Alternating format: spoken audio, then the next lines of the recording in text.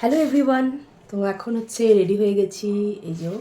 তো কোথায় যাচ্ছি সেটা এখন পরে বলবো।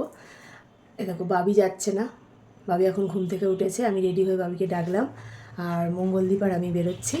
তো চলো আমাদের সাথে থাকো, দেখতেই পাবে কোথায় যাচ্ছি।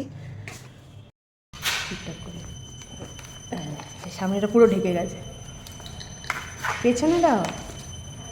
রেডি হয়ে গেছে, হেলমেট পরে রেডি, আমিও রেডি। Tata tata. হুম, হ্যাঁ হ্যাঁ, সাবধানে চালাবে। বেরোচ্ছি, টাটা, চলো।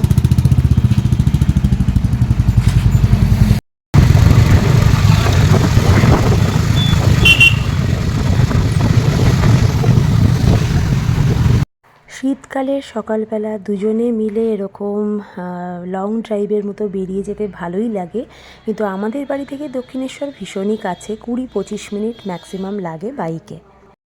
এসে গেছি আমাদের ডেস্টিনেশন দক্ষিণেশ্বর।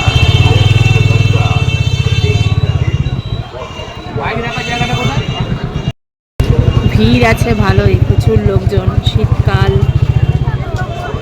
আমরা এখন বাইক রাখবো, দেন তারপর পুজো দিতে যাবো। এই যে মন্দির, আর আজকে প্রচণ্ড ভিড়। চলো আমরা এখন পুজো দেবো, মিষ্টির ডালা কিনবো। এবার এখানে যে কোনো একটা এতে চলো, স্টলে পুজোটা নিয়ে নিই। এখানে আবার মোবাইল টোবাইল ইউজ করতে দেবে না, সব জমা রাখতে হবে, মোবাইল, ব্যাগ, এই সমস্ত। কোনটায় যাবে তুমি? এটার ওখানে চলো, ওখানে চলো। এই যে পুজো আমরা ডালা কিনে নিয়েছি।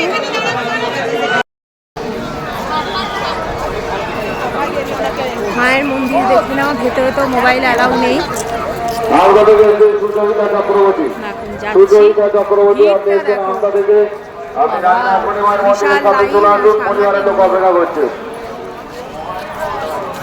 হ্যাঁ এখানে জিজ্ঞেস করলেই তো হবে।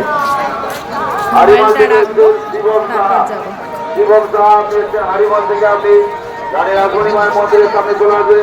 তারপর যাবো। দক্ষিণেশ্বরে পৌঁছে আমাদের তো মাথায় হাত, আগে এতটা ভিড় কখনো দেখিনি। তো এটা হচ্ছে মোবাইল জমা দেওয়ার লাইন, সেই লাইনেই আমরা প্রায় আধ ঘন্টা দাঁড়িয়ে, তো প্রচুর লাইনে দাঁড়িয়ে তবে পুজোটা দিতে পেরেছি, পুরো ক্লান্ত হয়ে পড়েছি। যাই হোক, এরপর একটু চা খেলাম দুজনে, দেন বাড়ি।